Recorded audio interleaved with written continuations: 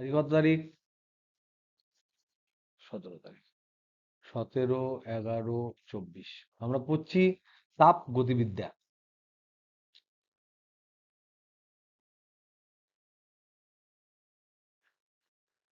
তাপগতিবিদ্যার অনেকটা জিনিসই আমরা পড়ে ফেলেছি। আমরা 0তম সূত্র পড়েছি, যেটা সব থেকে সহজতম এবং বেসিক সূত্র, সেটা আমরা পড়েছি। আমরা এর সাথে সাথে জুলের সূত্র পড়েছি। জুলের সূত্র পড়েছি। জুলের সূত্রের পরিবর্ধিত রূপ, সেটা হচ্ছে প্রথম সূত্র তাপগতিবিদ্যার। সেই সূত্রটা আমরা পড়েছি, জেনেছি। আমরা তারপর বিভিন্ন প্রসেস পড়েছি, বিভিন্ন প্রসেসেস পড়েছি, বিভিন্ন পদ্ধতি, যে পদ্ধতি থার্মোডাইনামিক বিভিন্ন পদ্ধতি আছে সেগুলো সম্বন্ধে আমরা ডিসকাস করেছি। আমরা ডিসকাস করেছি তোমার অভ্যন্তরীণ শক্তি কি জিনিস, সেই জিনিস নিয়ে আমরা ডিসকাস করেছি। আমরা ডিসকাস করেছি কৃতকার্য, বিভিন্ন প্রক্রিয়ায় কৃতকার্য কি হয়, কি এবং কি হয়। এবং আমরা বিভিন্ন যাই পড়েছি সব ক্ষেত্রেই কিন্তু গ্যাসের ক্ষেত্রে পড়েছি, যেটা তোমাদের সিলেবাসে আছে, আদর্শ গ্যাসের ক্ষেত্রে। কিন্তু মনে রাখতে হবে যে থার্মোডাইনামিক শুধুমাত্র আদর্শ গ্যাসের ক্ষেত্রেই প্রযোজ্য তা কিন্তু নয়। আমাদের সিলেবাসে, ক্লাস 11-এর সিলেবাসে সব থেকে সহজ যে জায়গায় গ্যাসের মানে তাপগতিবিদ্যার সূত্রটা প্রয়োগ করা যায় সেটা হচ্ছে আদর্শ গ্যাস। তাই আদর্শ গ্যাসের ক্ষেত্রে আমরা এই সমস্ত জিনিসগুলো পড়েছি। তো এগুলো পড়ে আমরা কিছু ইন্ডিকেটিভ ডায়াগ্রাম যেগুলো হয়, ইন্ডিকেটিভ ডায়াগ্রাম সম্বন্ধে তোমাদের উল্লেখ করেছি। সূচক চিত্র diagram, PV diagram, PT diagram, VT diagram, এগুলো আমি জাস্ট উল্লেখ করেছি। এগুলো আমরা ডিটেলসে একবার ডিসকাস করে নেবো, তোমাদের কোনো জিনিস আটকাবে না। যারা যারা করেছো তারা অনেকটাই ঠিক করেছো। আর আজকে আমরা যেগুলো করব সেগুলো হচ্ছে এই চ্যাপ্টারে কিছু কিছু জায়গা আমরা মানে বাদ চলে গেছে। যেমন আজকে ধরে নাও সব থেকে ইম্পর্টেন্ট জিনিস হচ্ছে যে থার্মোডাইনামিক ভেরিয়েবলস সম্বন্ধে পড়বো। ভেরিয়েবলস মানে হচ্ছে চল রাশি, তাপগতীয় তাপগতীয় চল রাশি সমূহ, এটা সম্বন্ধে পড়বো। তারপর আমরা পড়বো সিপি মাইনাস সিভি সমান যে আর, আগের চ্যাপ্টার পড়ার সময় আমরা দেখেছিলাম সিপি বাই সিভি সমান যে গামা, এইটা তো আমরা ধরে নিয়েছিলাম এটা সংজ্ঞা। এইটা প্রমাণ করব, যেটা পরীক্ষায় মোটামুটি শিওর পড়বে, যদি আগের বারও পড়ে এবারও পড়তে পারে। আর তারপর আমরা ডিসকাস করব রুদ্ধতাপ প্রক্রিয়াকে, একটু আমরা ডিটেলসে ডিসকাস করব। রুদ্ধতাপ প্রক্রিয়ার সময় আমরা জানি যে P V to the power gamma সমান ধ্রুবক হয়। আগের দিন যখন আমরা কৃতকার্যের কথা বলেছিলাম, পিডিভি, ডিডাব্লিউ মানে পিডিভি, সেখানে আমরা পি এর জায়গায় K by V to the power gamma করে আমরা ক্যালকুলেট করেছিলাম রুদ্ধতাপ প্রক্রিয়ায়। এবার এই যে ইকুয়েশনটা আমরা ধরে নিয়েছিলাম, সেটাকে আমরা প্রমাণ করব রুদ্ধতাপ প্রক্রিয়াকে। নেক্সট আমরা রুদ্ধতাপ প্রক্রিয়ার ক্ষেত্রে পিভি ডায়াগ্রাম কেমন হয় সেটা আমরা বুঝবো, প্রসারণ কেমন হয় সেটা আমরা বুঝবো, প্রসারণ হলে কি হয়, সংকোচন হলে কি হয়, এইটা একটু ডিটেলসে বুঝবো। দিস ইজ ভেরি ইম্পর্টেন্ট, সবই ইম্পর্টেন্ট। তো এগুলো আমরা আজকে ডিসকাস করলে এই যে থার্মোডাইনামিক্সের প্রথম সূত্র যেটা, সেই পার্টটুকু আমাদের কিন্তু থিওরিটিক্যাল পার্ট কিন্তু কভার হবে। তারপর আমরা গ্রাফ করব, ক্যালকুলেশন করব, এগুলো করব। ওকে, নেক্সট তাহলে আমরা শুরু করি। তাহলে হচ্ছে তাপগতীয় চল।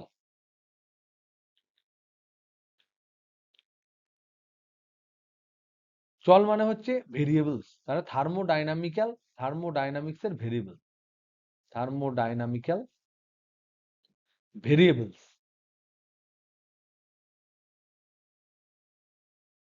এটা মানে বোঝাচ্ছে কোনো একটা সংস্থা যেগুলো আছে, যেমন ধরো তোমাদেরকে অবস্থা বলতে আমরা বুঝেছিলাম যে অবস্থা বলতে কি বোঝায়, পিভিটি বোঝায়। সেরকমও আরো অনেক জিনিস আছে যেগুলো দিয়ে একটা সিস্টেমকে ডেসক্রাইব করা যায়। একটি সংস্থাকে একটি সংস্থাকে ব্যাখ্যা করতে যে যে রাশি লাগে, যে সমস্ত রাশি দরকার,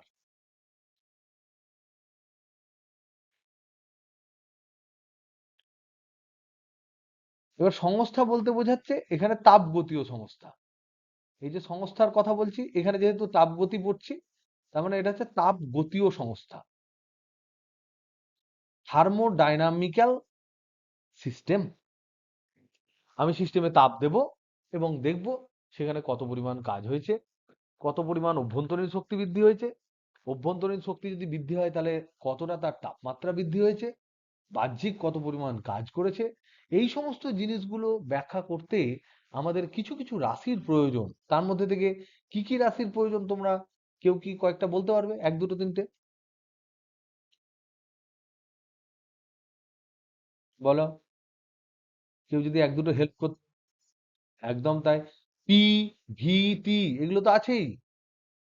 চাপ, আয়তন, উষ্ণতা। এবার আমি শুরু করছি। এন মানে কি? মোল সংখ্যা। তারপর আমরা লিখতে পারি এম মানে হচ্ছে ভর, এটসেট্রা আরো অনেক ধরনের আছে।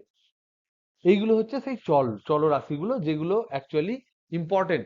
দরজাটা বন্ধ, ঠকঠক আওয়াজ হচ্ছে, একটু দরজাটা বন্ধ করতে।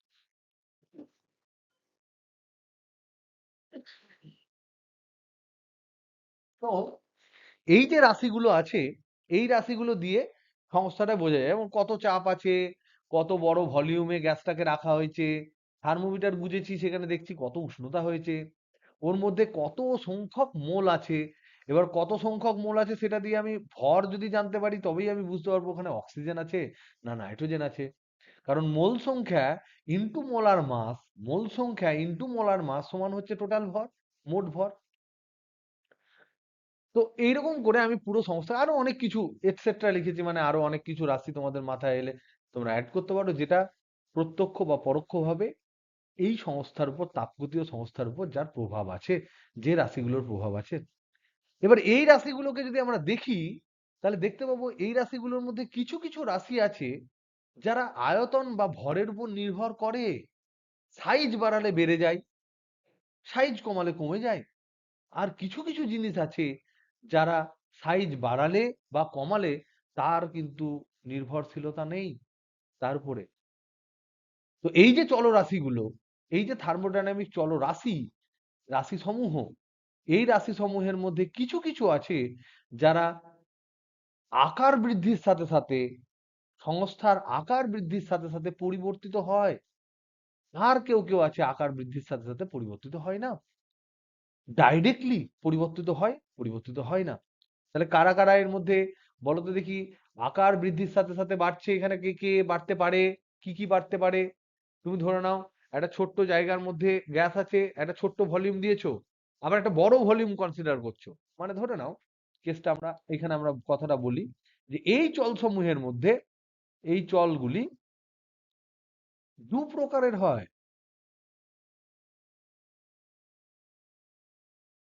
এক ধরনের হচ্ছে সংস্থার সংস্থার আকারের উপর নির্ভর করে, আকার আয়তনের উপর নির্ভর করে, নির্ভর করে। আরেক ধরনের সিস্টেম হচ্ছে সংস্থার আকার বা আয়তন এদের উপর নির্ভর করে না। যারা করে, যারা করে তাদেরকে বলা হয় ব্যাপক চল। দাঁড়া দেখে নি একবার, এটা আবার গন্ডগোল হয় আবার। ইন্টেন্সিভ আর এক্সটেন্সিভ। নির্ভর করে না যারা, যারা করে তারা ব্যাপক চল, তাহলে ঠিকই বলেছি। তাহলে এইটা হচ্ছে করে এবং সমানুপাতিক হারে বাড়ে, সমানুপাতিক হারে বাড়ে। এগুলোকে আমরা বলবো ব্যাপক চল। ইংরেজিতে এটার নাম হচ্ছে এক্সটেন্সিভ। নির্ভর করলে তাকে আমরা বলবো এক্সটেন্সিভ ভেরিয়েবল।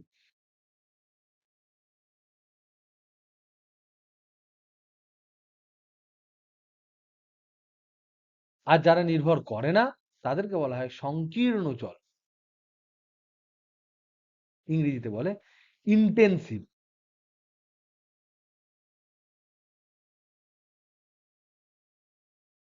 তাহলে বলো তো দেখি কে এক্সটেন্সিভ হবে, কে ইন্টেন্সিভ হবে? এদের এক্সাম্পল কি হতে পারে?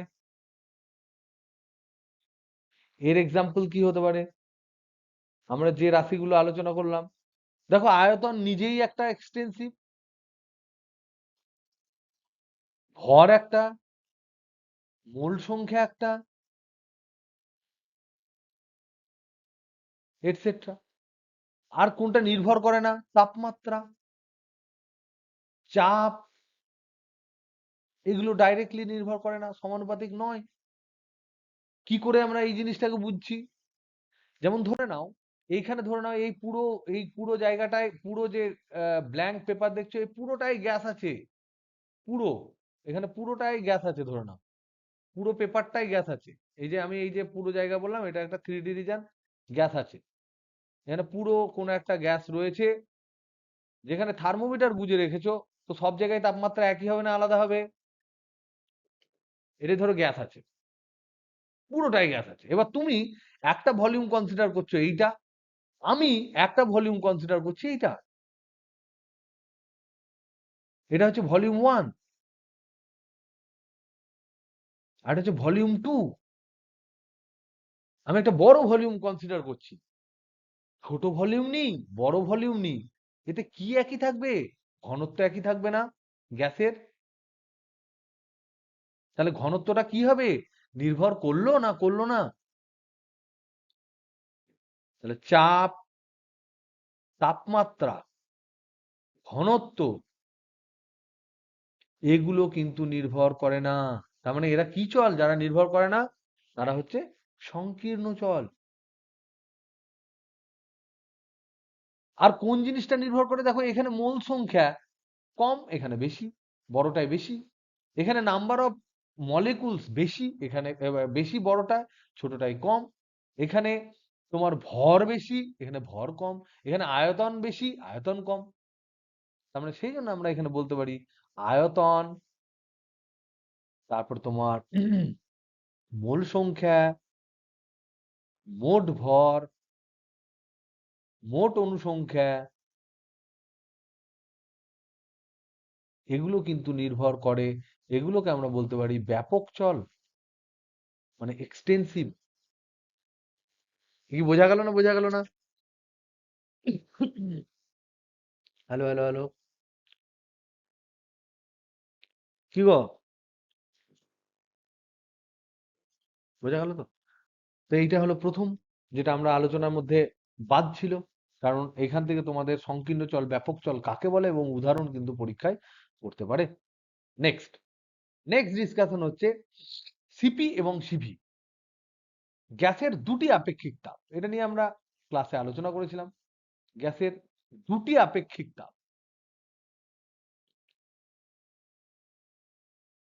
আপেক্ষিক তাপ আমরা ছোটবেলায় পড়েছিলাম, আমরা একবার তোমাদের রিক্যাপ হয়ে যাবে। সেকেন্ড ব্যাচে হালকা করেছিলাম, ফার্স্ট ব্যাচে একটু ডিটেলসে করেছিলাম। তো যাই হোক, তোমাদের দুই ব্যাচেরই একটু রিক্যাপ হয়ে যাবে। তাও আমি আরেকবার কথাটা কমপ্লিটনেসের জন্য আরেকবার বলবো। সেটা হচ্ছে, আমরা জানি যে কোনো একটা এম ভরের বস্তুকে, এটা ধরে নাও ভরটা আছে এম, এম ভরের বস্তুকে আমি ধরে নাও ডিকিউ পরিমাণ তাপ দিলাম, তাতে এর উষ্ণতা বৃদ্ধি হলো ধরে নাও ডিটি। তাহলে আমরা লিখেছিলাম এই যে ডিকিউ সমান এম এস ডিটি। এটা ক্লাস 9-এ বা 8-এ বা 6-এ বা 7-এ বা 10-এ তোমরা পড়েছো।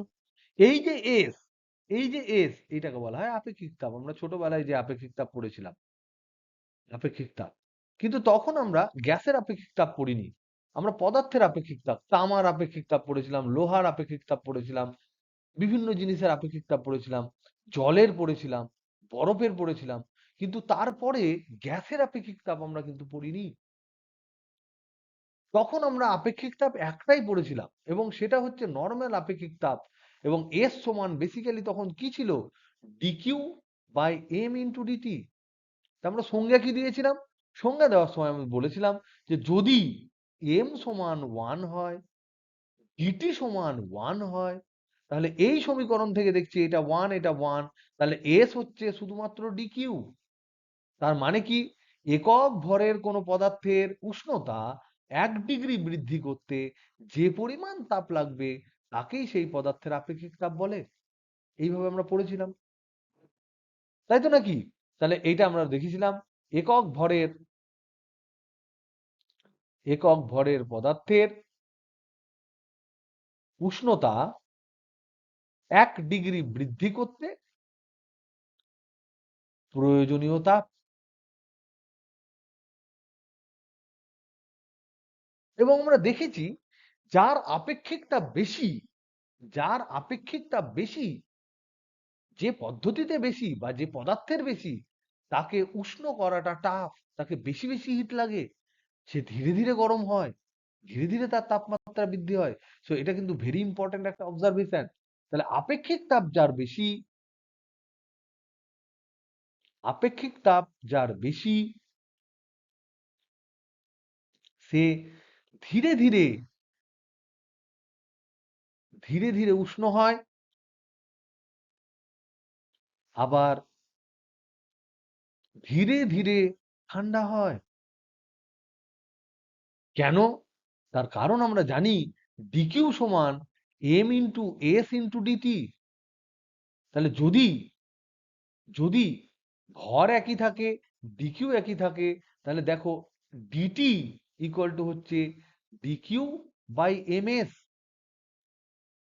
তাহলে উষ্ণতা বৃদ্ধি যেটা, সেটা এস এর সাথে inversely proportional to, inversely proportional. তাহলে আপেক্ষিক তাপ যার বেশি, তার উষ্ণতা বৃদ্ধি হবে কম, আপেক্ষিক তাপ যার কম, তার উষ্ণতা বৃদ্ধি হবে বেশি। এটা আমরা জেনেছিলাম। এবার যখন আমরা গ্যাসের ক্ষেত্রে পড়ছি, 11-এ এসে আমরা গ্যাসের কথা পড়ছি, তখন আমরা দেখতে পাচ্ছি যে কঠিন আর তরলে যাদের ক্ষেত্রে আমরা তাপ দিয়ে উষ্ণতা বৃদ্ধি করেছিলাম, গ্যাসের ক্ষেত্রে গল্পটা একটু ডিফারেন্ট। কিরকম ডিফারেন্ট সেটা আমরা দেখার চেষ্টা করি। তাহলে গ্যাসের ক্ষেত্রে, কঠিন বা তরলের ক্ষেত্রে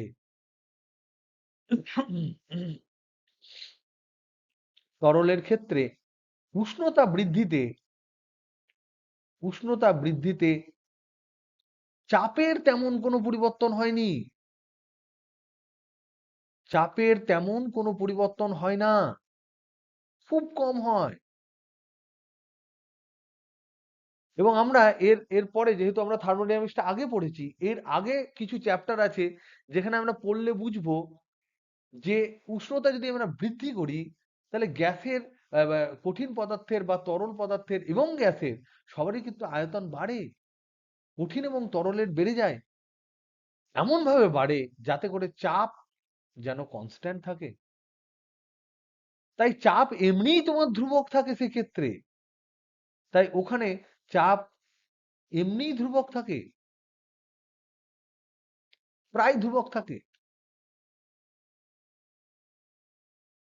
কিন্তু আয়তন বাড়তে থাকে, আয়তন বাড়তে থাকে,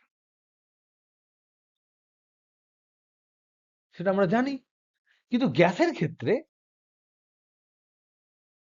গ্যাসের ক্ষেত্রে কিন্তু যদি আমি তাপ দিই, তাপ প্রদানে কি হয়, দুটো কেস হতে পারে, এর দুটোই বাড়তে পারে, চাপও বাড়ে, আয়তনও বাড়ে। যদি তুমি সুযোগ দাও, সুযোগ দিলে ও দুটোই বাড়বে। তাহলে এর ক্ষেত্রে যদি আমি তাপ প্রদান করি, তাহলে উষ্ণতা বৃদ্ধি, উষ্ণতা বৃদ্ধিটা চাপ বাড়ার সময় যদি আয়তন ফিক্স রাখি একরকম হয়, যখন চাপ ফিক্স রাখবো, আয়তন বাড়তে দেবো, তখন এক ধরনের হয়। তাহলে এক্ষেত্রে আমরা কি দেখলাম, তাহলে গ্যাসের ক্ষেত্রে, গ্যাসের ক্ষেত্রে একটি নির্দিষ্ট পরিমাণ, একটি নির্দিষ্ট পরিমাণ হিট, নির্দিষ্ট পরিমাণ তাপ শক্তি প্রদান করলে গ্যাসের উষ্ণতা বৃদ্ধি, গ্যাসের উষ্ণতা বৃদ্ধি 1 নাম্বার স্থির চাপে, 2 নাম্বার স্থির আয়তনে আলাদা হয়, আলাদা হয়, আলাদা আলাদা হয়। তাহলে এবার বলো তো দেখি, একই হিট দিলাম, একই পরিমাণ তাপ শক্তি দিলাম, ডেল্টা টি যেটা উষ্ণতা বৃদ্ধি, সেটা হয়ে গেল আলাদা আলাদা। তাহলে এখানে কি আলাদা, কি আলাদা হলে তবেই হবে? আমি ডিকিউ একই দিলাম, ডিকিউ আমার একই, একই ভর আমার একই, সরি, ডিকিউ আমার একই, ভর একই, দুটি প্রসেস, দুটি পদ্ধতি, একটাতে আমি স্থির চাপ রাখছি, একটাতে আয়তন স্থির রাখছি, দেখতে পাচ্ছি ডিটি আলাদা। তাহলে কে আলাদা যার জন্য এরকম ধরনের কেস ঘটে? ওয়াই? যদি আমি জিজ্ঞেস করি, তাহলে তোমরা কি আনসার দেবে? কি এমন জিনিস নেহি?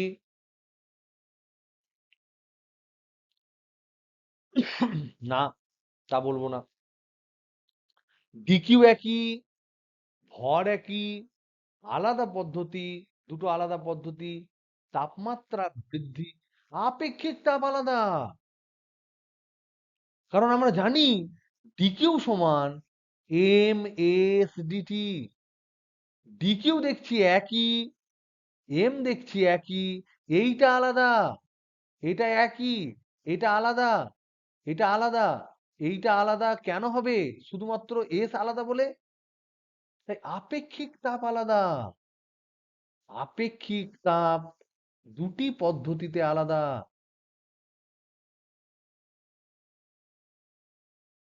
এই যে দুটো পদ্ধতির কথা বলছি, তাতে আপেক্ষিক তাপ হয়ে গেল আলাদা।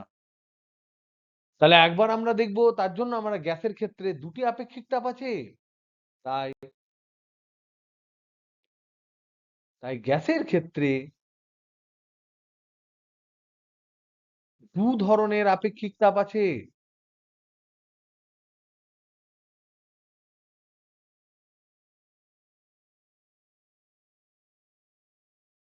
একটা হচ্ছে স্থির চাপে আপেক্ষিক তাপ, আর একটা হচ্ছে স্থির আয়তনে আপেক্ষিক তাপ। কারণ দুই ভাবে আমি যদি হিট দিই দুই প্রসেসে, আলাদা আলাদা রকম সিস্টেম গরম হয়। তাহলে আলাদা আলাদা ভাবে ওরা সিস্টেমটা তাপ নেয়, তাপমাত্রা বৃদ্ধি করে, তাপ নিচ্ছে একই কিন্তু তাপমাত্রা বৃদ্ধি আলাদা করছে। এবার গ্যাসের ক্ষেত্রে যে আমরা আগে ছোটবেলায় যেমন লিখতাম dQ equal to M into S dT, গ্যাসের ক্ষেত্রে এগুলো হচ্ছে শুধু আপেক্ষিক তাপ। আমরা বলছি শুধু আপেক্ষিক তাপ। গ্যাসের ক্ষেত্রে আমরা কি আপেক্ষিক তাপ ধরি? তোমাদের বলেছিলাম, বলো। এই এসটা গ্যাসের ক্ষেত্রে কি হয়? সি। সি মানে কি? কি বলেছিলাম বলো, মনে আছে? আর মনে নেই? মোলার আপেক্ষিক তাপ। প্রিয়ন্তন,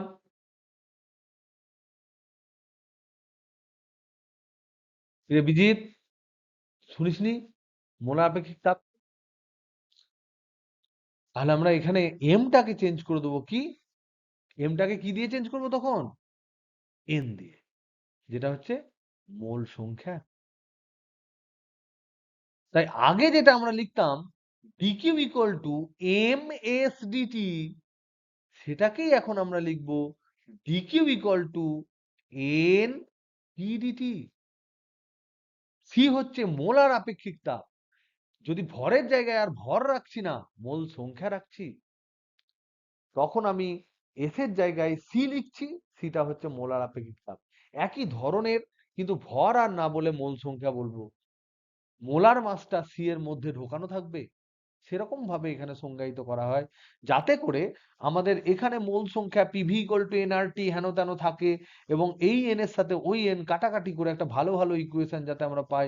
তার জন্য আমরা এখানে সমীকরণটা কিন্তু এখানে চেঞ্জ করে নিলাম। এগুলো ছিল ক্লাস 9-10, ক্লাস 9-10 এটা ছিল, আর এইটা হয়ে গেল ক্লাস 11। একই জিনিস, চেহারাটা অন্যভাবে পড়েছে। তাহলে এবার স্থির চাপে যে আপেক্ষিক তাপ গ্যাসের ক্ষেত্রে, সেটাকে আমরা বলবো স্থির চাপে মোলার আপেক্ষিক তাপ, স্থির আয়তনে মোলার আপেক্ষিক তাপ। এইটাকে আমরা বলবো C at constant pressure CP, C at constant আয়তন সিভি। তাই দুখানা আপেক্ষিক তাপ হলো, একটা হচ্ছে সিপি, একটা হলো সিভি। এটা আমরা পড়েছিলাম। পড়ার পর আমরা বলেছিলাম সিপি মাইনাস সিভি সমান আর হয়, যেটা আমরা পরে প্রমাণ করব বলেছিলাম। সেটা আমরা এখন প্রমাণ করব। তারপরে দেখি এটা প্রমাণ করা যায় কি করে। তাহলে বল। কারণ ওটাই বললাম যে দুটো আলাদা পদ্ধতিতে একই পরিমাণ হিট দিলে আলাদা আলাদা আলাদা আলাদা কি হয়? তাপমাত্রা বৃদ্ধি হয়। তাপমাত্রা বৃদ্ধি যদি আলাদা হয় তাহলে আপেক্ষিক তাপকে আলাদা হতেই হবে।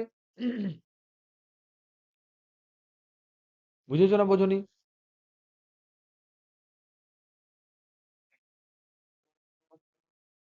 অবশ্যই অন্য কারণ আছে, সেটা আমরা এখন ডিটেলসে বুঝবো। আমরা প্রথমে যেটা করলাম একদম ফার্স্ট সমীকরণ থেকে কি করে আপেক্ষিক তাপ ডিফাইন করে সেই সমীকরণ থেকে বুঝলাম যে কোনো দুটো প্রসেসে ধরে নে আমি তামাকে তোমাকে কেন দুটি আলাদা কেন, ধরো তামা আর ধরে নাও জল, আমি দুটোকেই কিউ পরিমাণ হিট দিলাম, ডি কিউ পরিমাণ হিট দিলাম। তামার দেখলাম সাপোজ কথার কথা 10 ডিগ্রি বৃদ্ধি পেয়েছে, বেড়েছে, আর জলের দেখলাম 5 ডিগ্রি বেড়েছে। তাহলে এখান থেকে তুমি বলতে পারবে কার আপেক্ষিক তাপ বেশি?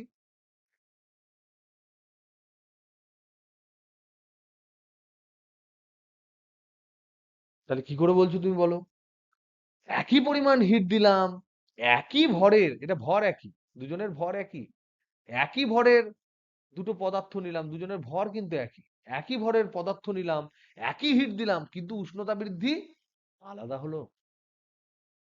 তাই আমি এখান থেকে প্রথম গেস যেটা করতে পারি, দুটির আপেক্ষিক তাপ আলাদা।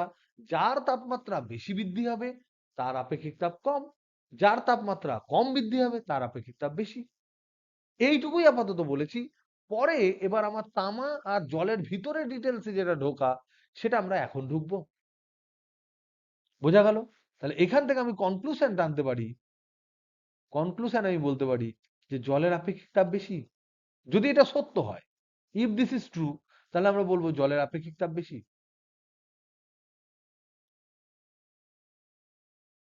তার মানে এই নয় যে জলের 5 ডিগ্রি হলে তামার 10 ডিগ্রি হবে, আমি এটা কথার কথা বলছি, কথার কথা বলছি যে একই ভরে তামা আর জল নিলাম, দুটোতে একই পরিমাণ হিট দিলাম, একটাই দেখলাম বেশি উষ্ণ হয়ে গেল, তবে তার আপেক্ষিক তাপ কম। এইরকম কারণেই আমরা বললাম যে CP and CV is different, is different. কিন্তু আমরা এবার প্রমাণ করব CP is greater than CV, এবং আমরা দেখব সিপি মাইনাস সিভি সমান হচ্ছে আর। এই জিনিসটা আমরা এবার প্রমাণ করব। কি করে প্রমাণ করব দেখা যাক এবার কি করে প্রমাণ করি। কি বোঝা গেল না? বোঝা গেল না? এখন আমরা ডিটেলসে ঢুকবো। কোনো কনফিউশন কারোর আছে? কোনো প্রশ্ন আছে বলো?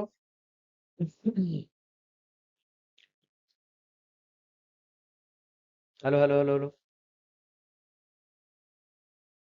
এনিওয়ে, দেখো নাও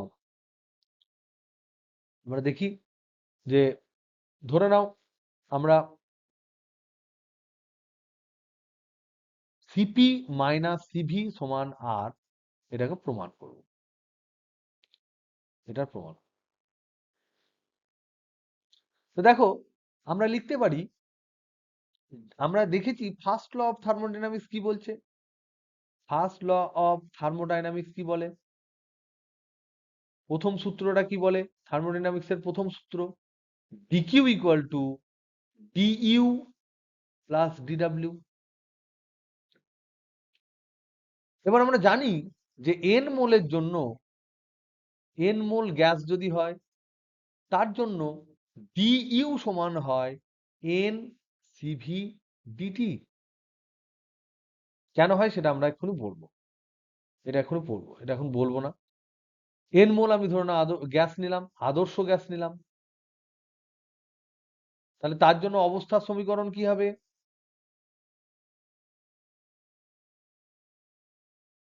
পিভি সমান এনআরটি হবে। এবার এই যে সমীকরণ, এটাকে যদি আমি 1 নাম্বার বলি, সেখানে ডিডাব্লিউ সমান আমি অলওয়েজ কি লিখতে পারি? আবার ডিডাব্লিউ সমান আমরা অলওয়েজ কি লিখতে পারি বলো? পি ইন্টু ডিভি সবসময় লিখতে পারি।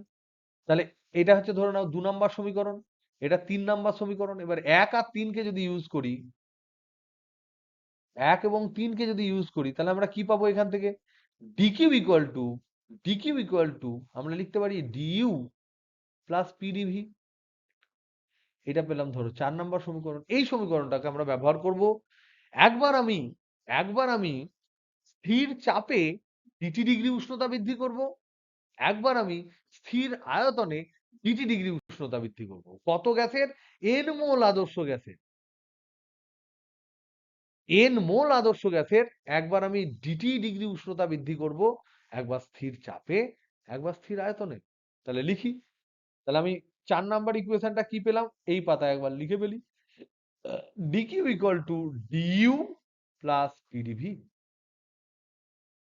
এবার মনে করি মনে করি এন মোল আদর্শ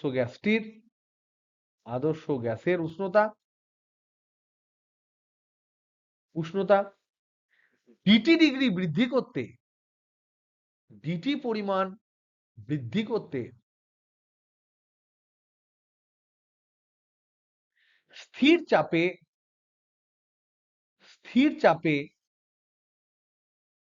ডিকিউভি তাপ লেগেছে এবং স্থির আয়তনে ডিকিউপি স্থির আয়তনে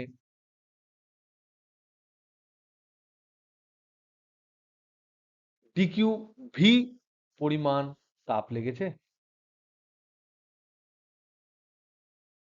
তাপ প্রয়োজন হয়েছে।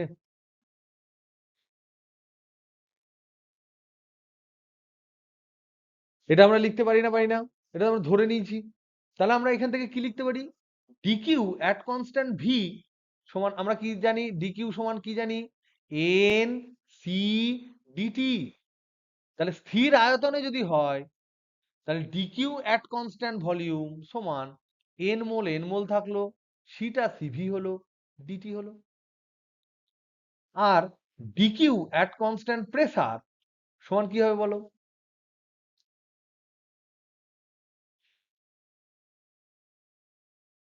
এই সমীকরণটা ব্যবহার করলাম দুই ক্ষেত্রে। একটা হচ্ছে স্থির আয়তনে, তার জন্য সি এর জায়গায় হলো সিভি, আর এইটা হলো এই যে তাপ লেগেছে স্থির আয়তনে, সেজন্য অ্যাট কনস্ট্যান্ট ভলিউম দিলাম।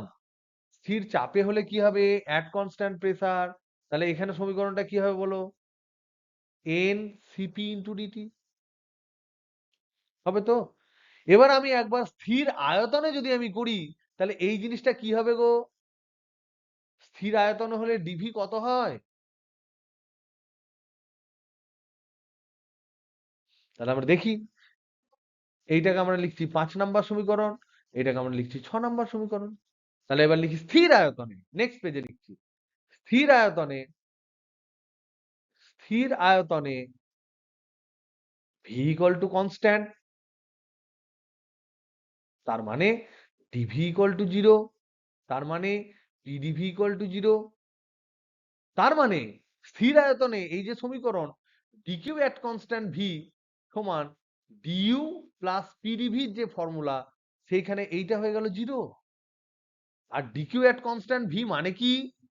ডিকিউ অ্যাট কনস্ট্যান্ট ভি মানে কি এক্ষুনি 5 নাম্বার সমীকরণে ইউজিং 5 এন কি হবে? সিভি ডিটি সমান হচ্ছে ডিইউ ইউজিং 5। আরে তোরা কি বুঝতে পারছিস না? হ্যালো হ্যালো হ্যালো, আর সবাই বলো। প্লিজ যদি বুঝতে না পারে আমাকে যে কোনো মুহূর্তে আটকে দিও, কারণ এগুলো খুব সহজ, খুব কঠিন কিন্তু কিছু নয়। আমি হয়তো চেঁচিয়ে চেঁচিয়ে বলছি বলে তোমাদের মনে হতে পারে বিশাল কঠিন জিনিস বলছি, সেরকম কিন্তু নয়, একদম সিম্পল জিনিস। ভলিউম যদি কনস্ট্যান্ট বলি, তাহলে through out equation volume constant হবে। আর ভলিউমের উপর যেহেতু ইউ ডিপেন্ড করে না, তাই আমি কনস্ট্যান্ট ভলিউম লিখলাম না। এ ভলিউম প্রেসার কারোর উপর নির্ভর করে না, কার উপর নির্ভর করে? ইউ কার উপর নির্ভর করে? শুধুমাত্র। আর টেম্পারেচার বৃদ্ধি দুটো ক্ষেত্রে আমি একই নিয়েছি না আলাদা নিয়েছি? ডিটি নিয়ে নিই দু ক্ষেত্রে। ডিকিউ অ্যাট কনস্ট্যান্ট ভি সমান লিখেছি N CV dT, dQ at constant P সমান নিয়েছি এন সিপি ডিটি। দু ক্ষেত্রে কি টেম্পারেচার বৃদ্ধি আলাদা নিয়েছি না একই নিয়েছি? ডিটি পরিমাণ একই নিয়েছি, তাহলে ডিউটা যদি উষ্ণতা বৃদ্ধি একই হয় তাহলে সেই প্রসেসে অভ্যন্তরীণ শক্তি বৃদ্ধি একই হবে না আলাদা হবে?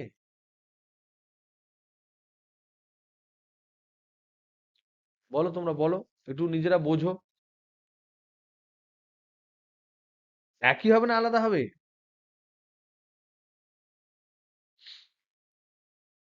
Hello, hello, hello, hello, hello, hello. তাহলে আমি একবার কনস্ট্যান্ট প্রেসারে যেমন লিখবো ডিইউ, কনস্ট্যান্ট ভলিউমেও আমার ডিইউ তাই। তাহলে এই সমীকরণটা আমি পেলাম এখানে। তাহলে এখান থেকে আমি পেলাম ডিইউ সমান এন সিভি ডিটি। এটা হচ্ছে 6 নম্বর ইকুয়েশন, বা 5, 6, 7 নম্বর ইকুয়েশন। এত ইকুয়েশন লেখার কোনো মানে হয় না, তাও আমি লিখে দিচ্ছি তোমাদের জন্য। এই 7 নম্বর ইকুয়েশনটা ইম্পর্টেন্ট। এবার দেখো, স্থির চাপে প্রথম সূত্রকে কি লিখতে পারি? প্রথম সূত্রটা আমি কি লিখতে পারি? ডিকিউ সমান কি ছিল? DU plus PdV. তাহলে স্থির চাপে যদি আমি বলি, তাহলে dQ at constant pressure, DU তো টেম্পারেচারের উপর নির্ভর করে, এইটা অ্যাট কনস্ট্যান্ট প্রেসার। তাহলে ডিকিউ অ্যাট কনস্ট্যান্ট প্রেসারটাকে আমি কি লিখতে পারি? এটা যেমন অ্যাট কনস্ট্যান্ট ভলিউম এটা লিখলাম, কনস্ট্যান্ট প্রেসার এখানে কি লিখতে পারি Bijit? NCp dT, very good. আর ডিইউ সমান কি পেলাম? ডিইউ তো একই। ডিইউ সমান কি পেয়েছি? এন সিভিডিটি। আর এখানে পিডিভি, শুধু পিডিভি পেয়েছি। পেয়েছি না পাইনি? Hello, hello, hello, hello, hello. Please একটু আওয়াজ করো, যেহেতু তোমাদের ফেস দেখতে পাচ্ছি না, একটু আওয়াজ করো। সুমিয়া, বুঝতে পেরেছিস? বুঝতে পেরেছো তো? ওকে। নাও দেখো, আমরা তাহলে কি পেলাম এখানে সমীকরণে? এন সিপি ডিটি সমান N CV dT plus PdV. তাহলে এবার দেখো, এন মোল আদর্শ গ্যাসের অবস্থার সমীকরণ কি হয়?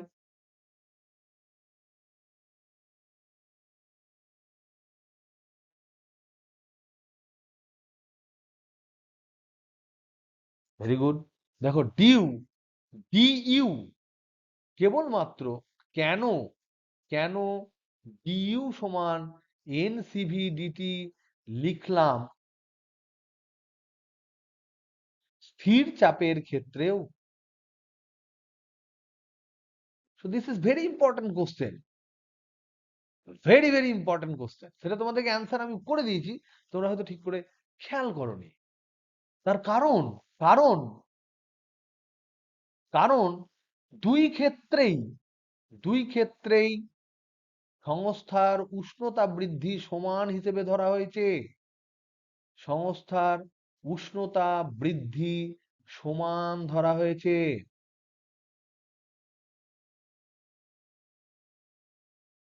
সমানটা কি? ডিটি পরিমাণ। এবং এবং ইউ ইউ কেবলমাত্র কেবলমাত্র কার উপর নির্ভর করে? টি এর উপরেই নির্ভর করে। তাই দুই ক্ষেত্রেই যদি ডিটি পরিমাণ উষ্ণতা বৃদ্ধি করা হয়, তাহলে সিভিতে যে ডিইউ হয়েছে, সিপিতেও তাই ডিইউ হবে। টি এর উপরেই নির্ভরশীল। শুধু এই দুটো কারণের জন্য আমরা এটা লিখতে পারলাম। ওকে, এটা আমরা সাইডের আলোচনা। এবার দেখো, আমরা যেটা আলোচনা করছিলাম যে এন মোল আদর্শ গ্যাসের জন্য অবস্থার সমীকরণ সমান কি? অনুব্রত, পিভি সমান এনআরটি। এবার দেখো, এখানে পি তো এই যে সিপির প্রসেস চলছে, তাহলে পি এখানে ধ্রুবক, আর এখানে এনআর তো ধ্রুবক। তাহলে দুই দিকে ডেরিভেটিভ নিলে কি লিখতে পারি? পিডিভি সমান এনআর ডিটি। লিখতে পারি না? পারি না? এটা কি তোমরা জানো না জানো না?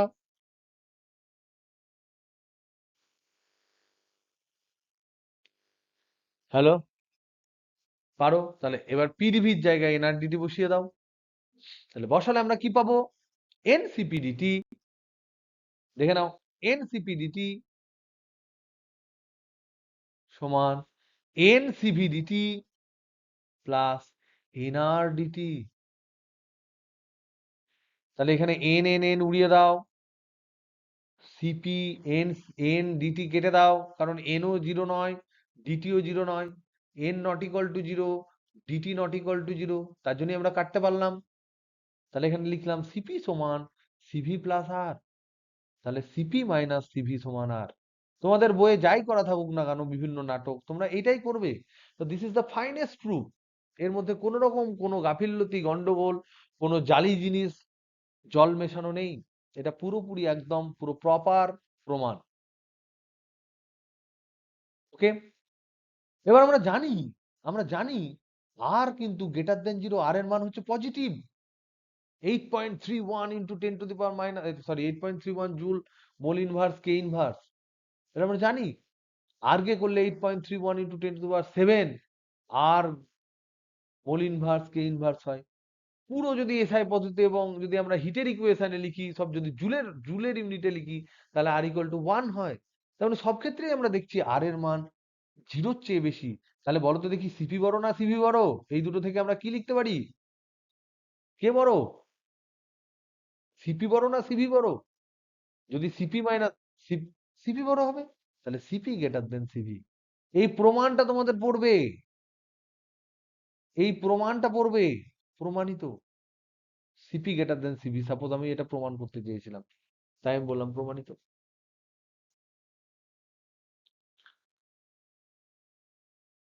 প্রীতম, বোঝা গেল?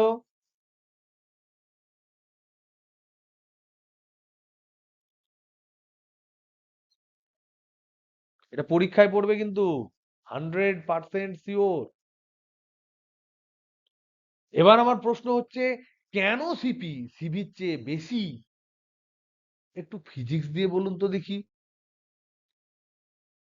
আমরা তো শুধু এটা ম্যাথামেটিক্স করলাম, ম্যাথামেটিক্স এর মধ্যে অবশ্যই ফিজিক্স করেছি, ফিজিক্স বসিয়ে বসিয়ে ম্যাথামেটিক্স করেছি বলে আমরা এই জিনিসে উপনীত হয়েছি।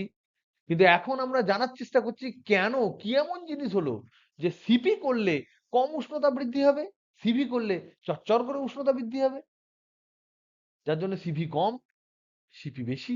তাহলে প্রশ্ন হচ্ছে, নেক্সট প্রশ্ন, কোশ্চেন, যে why CP is greater than CV, এইটা জিজ্ঞেস করি। তাহলে এটা এক্সপ্লেন করতে পারি আমি কি করে? Explain it physically. কোনো অঙ্ক কষে নয়, তুমি জাস্ট ফিজিক্যালি এটাকে এক্সপ্লেন করো। এর আগে আমরা দেখলাম সিপি মাইনাস সিভি ম্যাথমেটিক্যালি যদি আমরা প্রমাণ করতে চাই, ম্যাথমেটিক্যালি, তাহলে আমরা কি করব? আমরা ম্যাথমেটিক্যালি প্রমাণ করব সিপি মাইনাস সিভি সমান আর। এটা প্রমাণ করব,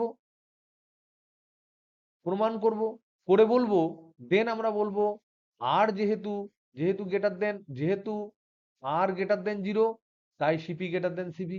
এটা হলো ম্যাথামেটিক্যালি। এবার এখন বলছে ফিজিক্স দিয়ে ফিজিক্যালি ব্যাখ্যা করো, শুধুমাত্র first law of thermodynamics use করে, only using first law of thermodynamics.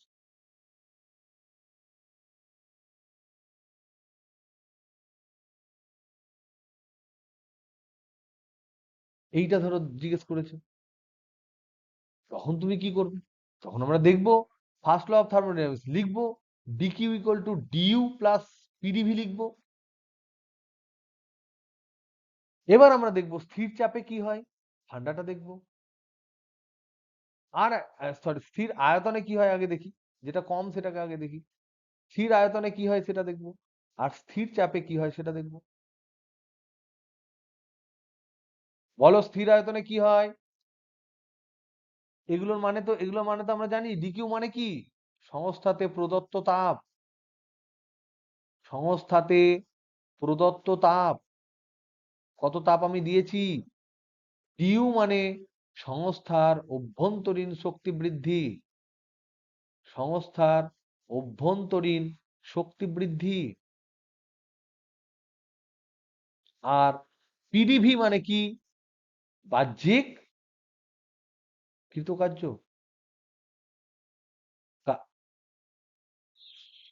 সংস্থা দ্বারা। বলো কি বলতে চাইছো? স্থির আয়তনে কি হবে? তার মানে কি শূন্য হবে? বাহ্যিক কৃতকার্য শূন্য হবে, বাহ্যিক কোনো কাজ করতেই লাগবে না। তাহলে সংস্থা শুধু তার উষ্ণতা বৃদ্ধি করবে। তাহলে আমি যদি একই পরিমাণ হিট দিই, বাইরের কাজ যদি না করতে হয়, তাহলে সংস্থা তার তাপমাত্রা ঝটঝট করে বাড়িয়ে নেবে না? Hello hello hello hello. আমি যদি একই পরিমাণ হিট দিই আর সংস্থার যদি বাইরের কাজে খরচ না করতে হয়,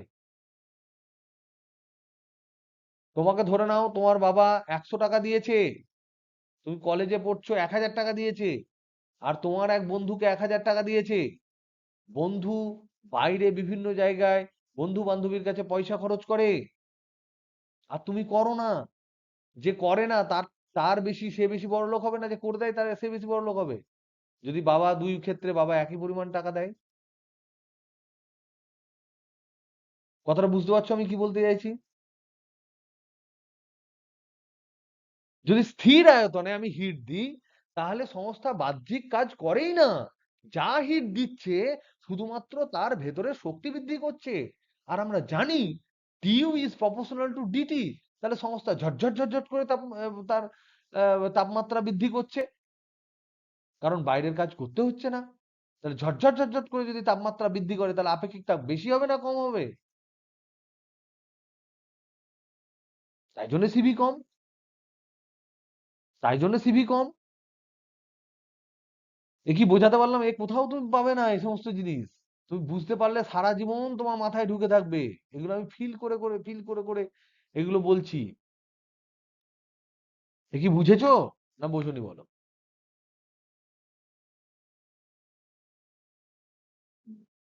কাকে জিজ্ঞেস করব? প্রীতম, বুঝতে পেরেছো? স্থির আয়তনে ভি সমান কনস্ট্যান্ট, তার মানে পিডিভি সমান হচ্ছে 0। বাহ্যিক কৃতকার্য 0, বাহ্যিক কৃতকার্য 0। তাই তাই সংস্থায় প্রদত্ত তাপ, সংস্থায় প্রদত্ত তাপ শুধুমাত্র শুধুমাত্র অভ্যন্তরীণ শক্তি বৃদ্ধিতে, অভ্যন্তরীণ শক্তি বৃদ্ধিতে ব্যয়িত হয়, ব্যয়িত হয়। ফলে ফলে একই তাপ প্রদানে, তাপ প্রদানে উষ্ণতা বেশি বৃদ্ধি পায়, উষ্ণতা বেশি বৃদ্ধি পায়। তাই সিভি কম, তাই সিভি হচ্ছে কম। আবার স্থির চাপে যদি তুমি দেখো তাহলে একই উষ্ণতা তুমি দিলে, একই উষ্ণতা দিলে বাহ্যিক পরিমাণ কিছু পরিমাণ তো কাজ হয়ে গেল। যে পরিমাণ বাহ্যিক কাজ হলো তার বাদবাকিটা তোমার কেবলমাত্র সংস্থার অভ্যন্তরীণ শক্তি বৃদ্ধি হবে। আর সংস্থার শক্তি বৃদ্ধি হলে তবেই তো তার তাপমাত্রা বাড়বে। তাহলে তাপমাত্রা, এই যে ইকুয়েশনের মধ্যে তাপমাত্রা বাড়ে কোথায় গো? ডিকিউ, ডিইউ, পিডিভি, এগুলোর মধ্যে কোন জায়গাটা উষ্ণতা বৃদ্ধি পায়?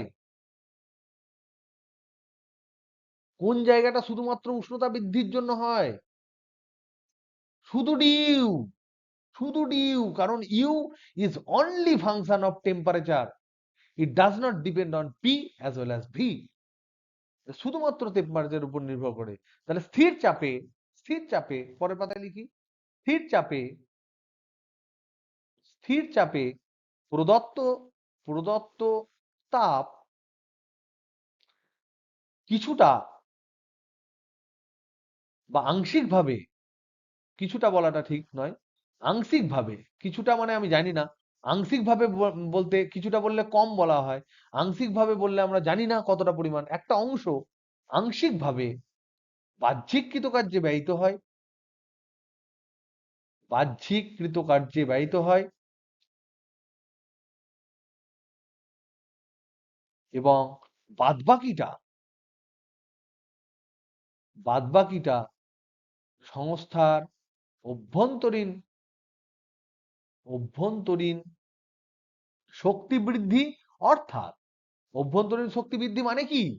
অর্থাৎ উষ্ণতা বৃদ্ধিতে ব্যয়িত হয়।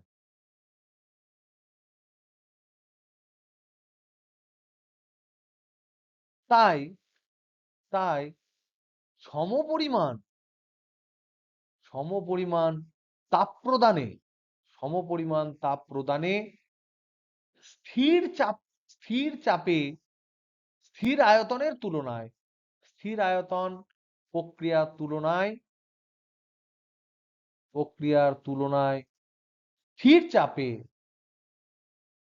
স্থির চাপে সংস্থার উষ্ণতা বৃদ্ধি বেশি হয় না কম হয়? প্রিয়ন্তন, সংস্থার উষ্ণতা বৃদ্ধি বেশি হয় না কম হয়?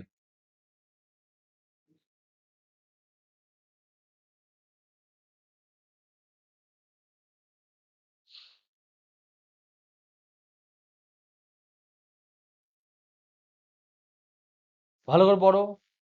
স্থির চাপে প্রদত্ত তাপ আংশিকভাবে বাহ্যিক কৃতকার্যে ব্যয়িত হয়। তার কারণ হচ্ছে DQ equal two TU plus PDV. তুমি দিলে এটা দিলে, এটা প্রদত্ত, এখানে ব্যয় হয়ে গেল, বাদ বাকিটা এটা হলো, এটা বাদ বাকি পেলো। আবার আমরা জানি ডিইউ ইকুয়াল টু হচ্ছে এন সিভি ডিটি। তাহলে ডিইউ যদি কম হয়, এটা তো কনস্ট্যান্ট, তাহলে ডিটিও কম হবে। ডিইউ তো কম হলো, তাহলে তাই সমপরিমাণ তাপ প্রদানে স্থির আয়তন প্রক্রিয়ার তুলনায় স্থির চাপে সংস্থার উষ্ণতা বৃদ্ধি কম হয় না বেশি হয়? বিজিত, কম হয়। ফলে তাই সিপি বেশি। যেখানে উষ্ণতা বৃদ্ধি কম সেখানে বেশি হবে, তাই সিপি বেশি। এটা একটু ফিল করার চেষ্টা করো, ট্রাই টু ফিল ইট।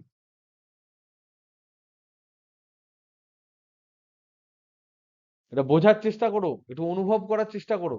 দুটো জিনিস মনে রাখবে, যে সংস্থার উষ্ণতা একটা জিনিস ইম্পর্টেন্ট, একটা জিনিস হচ্ছে ডিটি বেশি যদি হয় তাহলে সেই সি কম যে প্রক্রিয়ায়। 2 নম্বর পয়েন্ট হচ্ছে ডিইউ বাড়লে তবেই ডিটি বাড়ে। কারণ কারণ কারণ ডিইউ এর ফর্মুলা একটাই, ডিইউ সমান হচ্ছে এন সিভি ডিটি। তাই সিভির যে ফর্মুলা সেটা হচ্ছে সিম্পল 1/n du/dt। এটা প্রমাণ করতে দিতে পারে সিভির ফর্মুলা এটা 1/n du/dt। মনে আছে এটা আমরা ব্যবহার করেছিলাম 1 মোলের ক্ষেত্রে সিভি সমান du/dt লিখেছিলাম সিপি/সিভি গামা বার করার সময়, মনে আছে না নাই? কিচ্ছু মনে নেই তোমাদের? যাই হোক, লিখি। তাহলে আমরা এখানে দেখতে পেলাম সিভি সমান 1/n du/dt। এটা হচ্ছে সিভির ফর্মুলা। আর এটা হচ্ছে 1 নাম্বার। 2 নাম্বার হচ্ছে সিপি মাইনাস সিভি সমান হচ্ছে আর, এটা হচ্ছে 2 নাম্বার ফর্মুলা। আর একটা জিনিস আমরা জানি সিপি/সিভি সমান কি বিজিত? সিপি/সিভি সমান গামা। এবার স্বাধীনতার মাত্রা তোমাদের পড়িয়েছিলাম, মনে আছে কিনা দেখো। স্বাধীনতার মাত্রা এফ এবং গামার সম্পর্ক।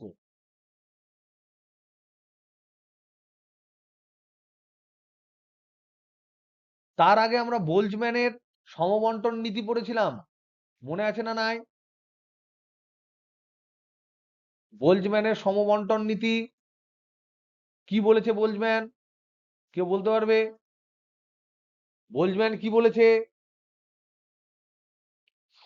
বোল্টজম্যানের সমবন্টন নীতি কি বলেছে প্রীতম?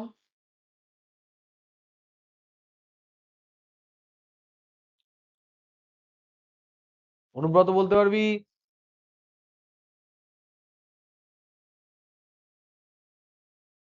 কেউ বলতে পারবে না? কেউ বলতে পারবে না?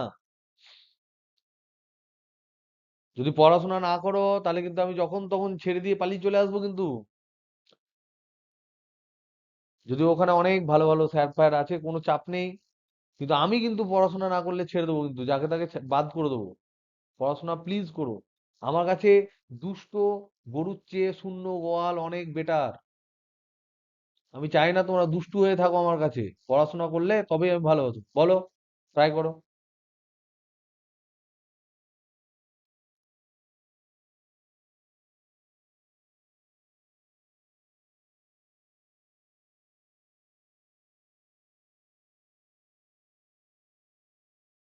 Very good. এবং প্রতিটা ক্ষেত্রে প্রতিটা স্বাধীনতার মাত্রায় কত পাই? একদম তাই, এটাই।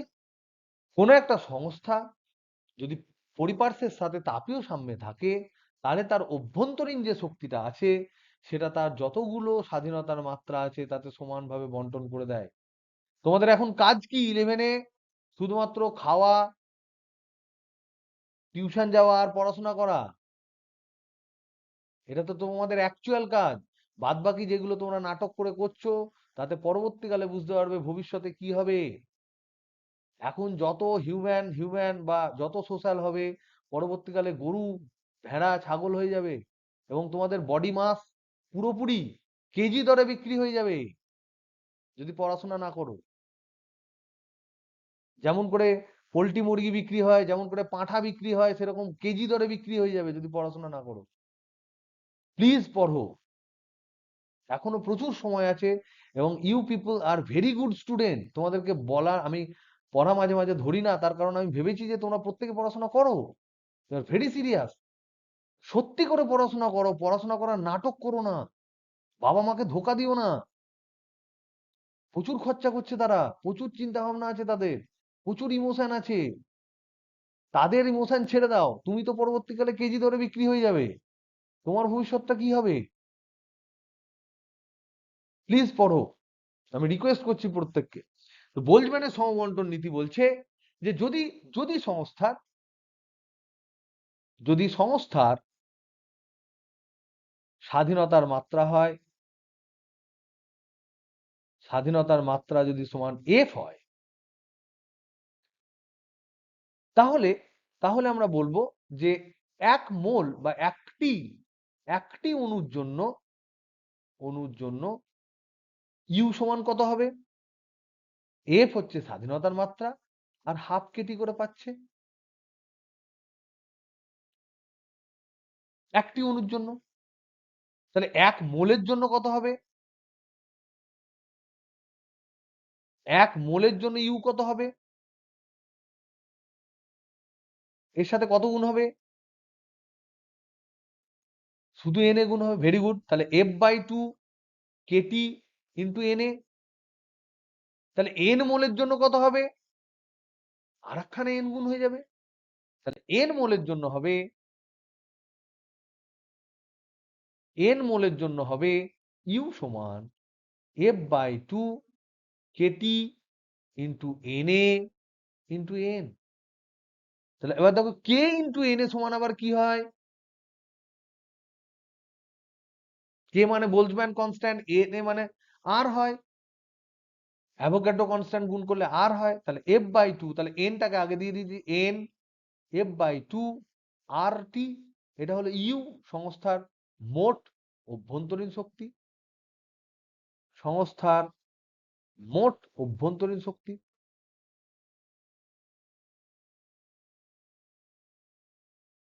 তাহলে সিভি সমান কি হবে?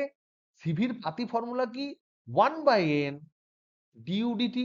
আমরা আগে অফলাইনে যে প্রমাণ করেছিলাম সেখানে n = 1 ধরেছিলাম, কিন্তু এখানে অ্যাকচুয়াল n মোলের জন্য প্রমাণ করছি, তাই একটা n এখানে আছে আর নিচেও একটা n আছে। তাহলে করি দেখি। তাহলে এখান থেকে সিভি কত পাবো? n কনস্ট্যান্ট, F/2 কনস্ট্যান্ট, আর কনস্ট্যান্ট, সবই কনস্ট্যান্ট এটা। আর টি এর রেসপেক্টে টি এর ডেরিভেটিভ মানে 1। তাহলে সিভি সমান হবে 1/n into n into F/2 into R into 1 ডিটি/ডিটি মানে 1। তাহলে n n কেটে গেল। তাহলে আমি সিভি সমান কত পেলাম গো? F/2 ইন্টু আর। আবার আমরা কি জানি? সিপি মাইনাস সিভি সমান কি জানি? সিপি মাইনাস সিভি সমান আমরা জানি আর। পেলাম কি? এখন পেলাম কি? সিভি সমান F/2 ইন্টু আর। তাহলে সিপি সমান কত হবে? আর প্লাস সিভি।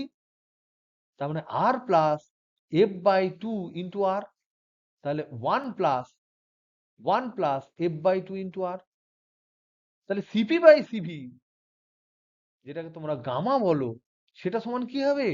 সেটা সমান হবে সিপি মানে 1 + F/2 ডিভাইডেড বাই F/2। তাহলে F/2 1 করলে এটা 2/f হয়। আর এটা f/2 করলে 1 হবে। তাহলে এখান থেকে আমরা কি পেলাম? প্রমাণ কি হলো? প্রমাণ কি হলো এখান থেকে? Gamma equal to 1 plus 2/f। 2/f plus 1 মানে 1 প্লাস 2/f। সেটা আমরা আগে প্রমাণ করেছিলাম। এবং সেখান থেকে আমরা লিখেছিলাম বিভিন্ন ক্ষেত্রে, যেমন এফ, ধরে নাও মোনোঅ্যাটমিক, এগুলো আমরা করেছিলাম। মোনোঅ্যাটমিক, ডায়াটমিক, ট্রায়াটমিক, লিনিয়ার,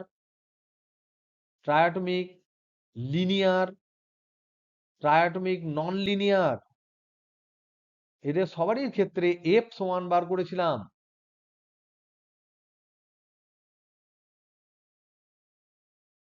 তাদের সবারই ক্ষেত্রে কিন্তু আমরা গামাও বার করতে পারি। এই টেবিলটা আমরা করেছিলাম। এই টেবিলটা তোমরা আরেকবার কমপ্লিট করো। Please complete the table.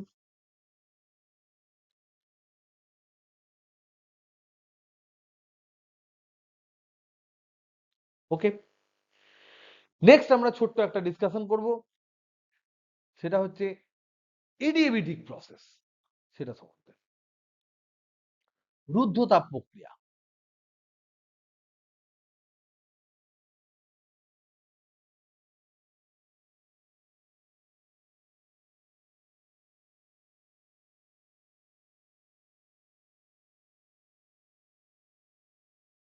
এবং এর ক্ষেত্রে আমরা সমীকরণ দেখবে সবসময় ইউজ করি P V to the power gamma equal to ধ্রুবক কনস্ট্যান্ট।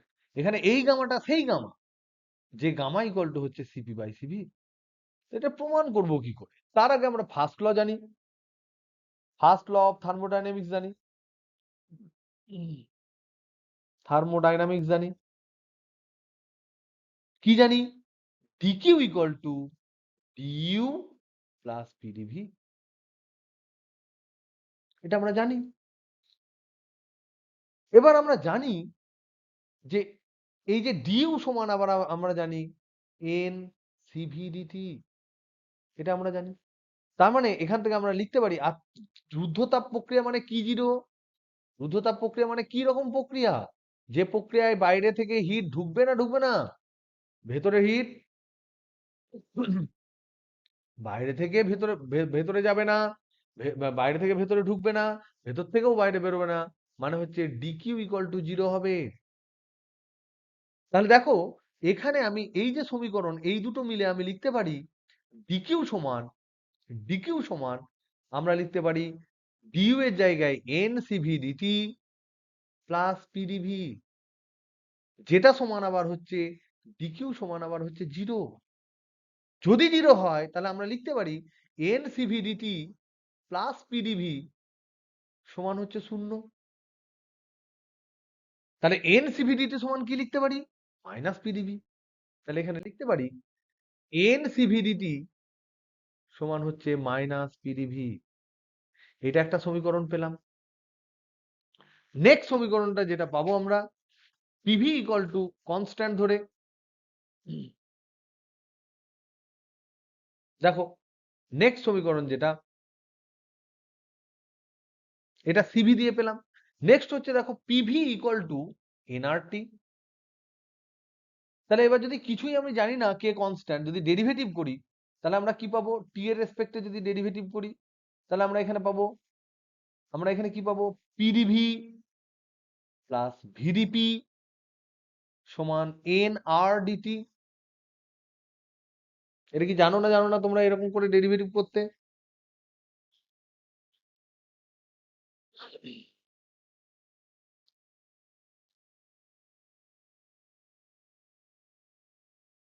এবার কিরে, এটা জানিস তো না জানিস না এই ডেরিভেটিভ করতে? এনআর হচ্ছে ধ্রুবক, ডিটি রেসপেক্টে যদি ডেরিভেটিভ করি দেখো তাহলে এরকম হয়। এরকম এই ফর্মুলা তোমরা জানো, ডিডিএক্স অফ ইউভি সমান হচ্ছে U into dV dx plus dU dx into V. এরকম লিখলাম। ফার্স্ট ফাংশন ইন্টু সেকেন্ড ফাংশনের ডেরিভেটিভ প্লাস ফার্স্ট ফাংশনের ডেরিভেটিভ ইন্টু সেকেন্ড ফাংশন, এরকম করলাম। তাহলে এখান থেকে আমরা লিখতে পারি পিডিভি প্লাস ভিডিপি সমান এন আর, মানে আমরা লিখতে পারি Cp minus Cv into dT. আবার এখানে দেখো পিডিভি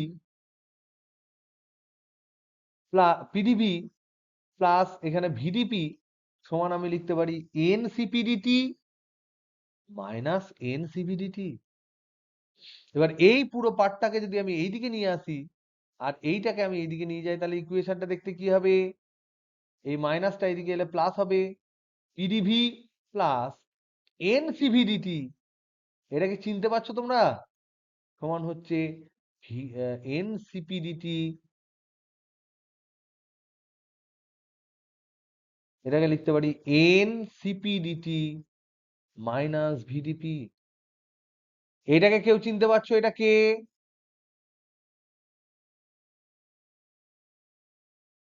এটা কে চিনতে পারছো? PDV plus এনসিভিডিটি।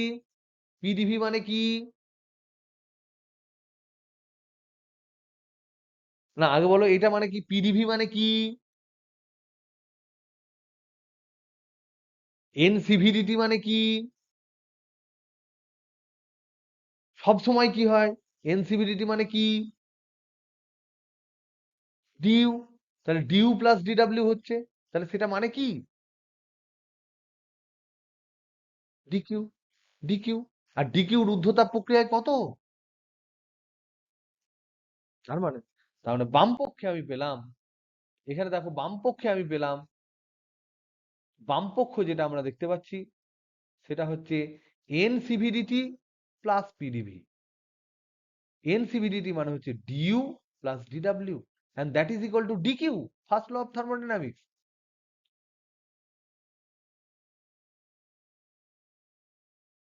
আর ডান পক্ষ এটা সমান জিরো, রুদ্ধতাপ প্রক্রিয়া। আর ডান পক্ষ কি ছিল তাহলে? ডান পক্ষ তাহলে কি হবে? সমান জিরো। বাম পক্ষ যদি জিরো হয় ডান পক্ষও জিরো হবে। সেটা কি ছিল?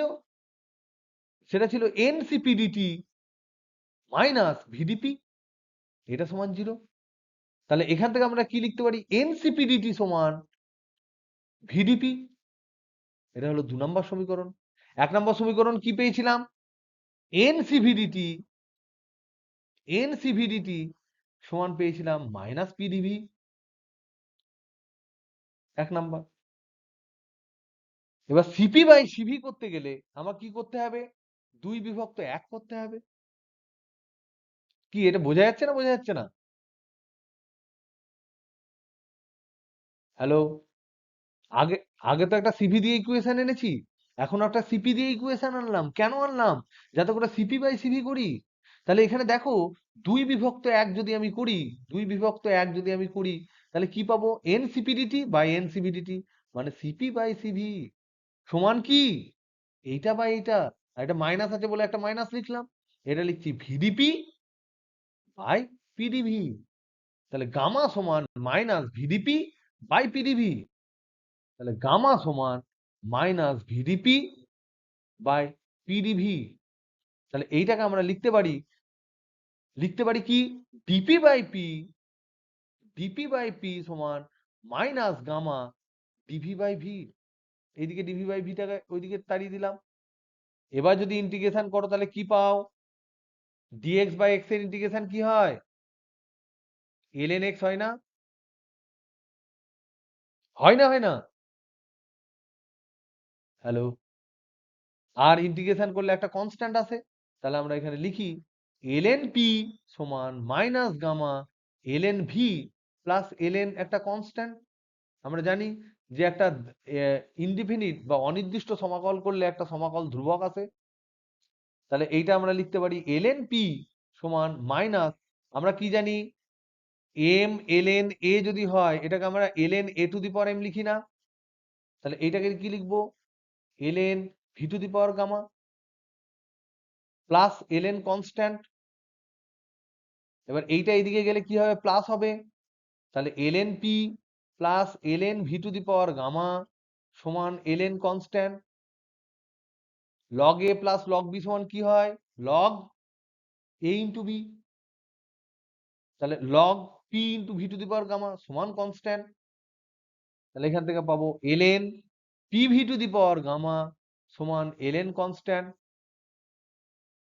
তাহলে এখান থেকে আমরা লিখতে পারি pv to the power gamma সমান কনস্ট্যান্ট। আমি তোমাদেরকে এটা দেখানোর চেষ্টা করলাম যে কোনো সমীকরণই কিন্তু প্রমাণ করা যায় না এমন নয়, এগুলো কেউ প্রমাণ করায় না, বলে ধরে নাও ধরে নাও। কিন্তু যারা ধরে নিয়ে জীবন কাটাবে তাদের জীবনটা চিরকাল অধরা থেকে যাবে, সেটা আমার একমাত্র বলার বক্তব্য। এবার এখান থেকে পিভি এর সমীকরণ এটা দাঁড়ালো, পিভি সম্পর্ক এটা, এটাকে যদি আমি পিটি সম্পর্ক চাই, এটাকে যদি আমি ভিটি সম্পর্ক চাই, তাহলে তখন তোমাকে কে হেল্প করবে? তোমাকে হেল্প করবে এই সম্পর্কগুলো পেতে হেল্প করবে PV equal to nRT. NR তো ধ্রুবক, তাহলে ভিটি যদি চাও, ভিটি যদি চাও তাহলে পি কে তুমি ভি দিয়ে কনভার্ট করে দাও। তাহলে এখান থেকে তুমি লিখতে পারো পি সমান, পি সমান P NR T by V. তাহলে বসিয়ে দাও এখানে এই দুটো মিলিয়ে, তাহলে কি পাবে? T by V into V to the power gamma সমান ধ্রুবক, কারণ এখানে যে এনআর ছিল সেটা তো এমনিই ধ্রুবক, তো ধ্রুবকের সাথে চলে গেল। তাহলে এখান থেকে সমীকরণ কি এলো? টি ইন্টু ভি টু দি পাওয়ার, নিচে করতে পারো ভি টু দি পাওয়ার বা উপরে করতে পারো গামা মাইনাস ওয়ান, এগুলো একটু বই থেকে দেখে নিও। V to the power gamma minus one সমান কনস্ট্যান্ট। এটা হলো ভিটি সম্পর্ক। পিটি সম্পর্ক কি হবে? পিটি সম্পর্ক কি হবে? এখানে ভি এর জায়গাটায় পি বসাতে হবে, ভি এর জায়গাটা বসাবো। তাহলে ভি সমান কি, এখান থেকে আমরা কি লিখতে পারি? ভি সমান লিখতে পারি N R T by P. তাহলে বসায়, তাহলে এখানে P into N R T by P whole to the power gamma সমান কনস্ট্যান্ট। এন আর তো কনস্ট্যান্ট, তাহলে ওটাকে বাদ দাও। তাহলে P into T to the power gamma by P to the power gamma সমান কনস্ট্যান্ট। সেখান থেকে আমরা লিখতে পারি P into one minus gamma into T to the power gamma সমান কনস্ট্যান্ট। এই সমস্ত ইকুয়েশন কিন্তু ইম্পর্টেন্ট। তো যাই হোক, আজকে একটু বেশি পড়িয়ে দিলাম তোমাদের, বেশি সময় ধরে পড়িয়ে দিলাম। এই ক্যালকুলেশন গুলো please do the calculation, please redo the calculation. তোমাদের মোটামুটি এখনো একটু থিওরি বাকি থাকলো। আমি এডিয়াবেটিক কুলিংটা পড়াবো, এডিয়াবেটিক প্রসেস পড়াবো, কুলিং, কুলিং এটা বাকি আছে, এটা আমরা পড়াবো। পড়ানোর পর আমরা, এটা 10 মিনিট লাগবে, তারপর আমরা এখান থেকে প্রবলেম করতে থাকবো। তোমাদের এখন কাজ হচ্ছে থিওরি কমপ্লিট করার পর প্লিজ তোমরা চ্যাপ্টারের প্রবলেম গুলো দেখো, চ্যাপ্টারে তোমরা আহ অনুশীলন দেখো, 1 নম্বরের প্রশ্ন, 2 নম্বরের প্রশ্ন, এগুলো দেখতে থাকো, আর সলভ প্রবলেম দেখো এবং সলভ করো। আমি কিন্তু এবার পড়া ধরবো, এবার যেদিন অফলাইন পড়া থাকবে সেদিন তোমাদের যা পড়া হয়েছে, কবে পরীক্ষা নেবো, I will discuss with your parents, এবং ঝড়াম করে পরীক্ষা নেবো, তোমরা কিন্তু রেডি থেকো। ওকে, নেক্সট হচ্ছে টিউসডে 9:15 to 9:30 PM। বাই।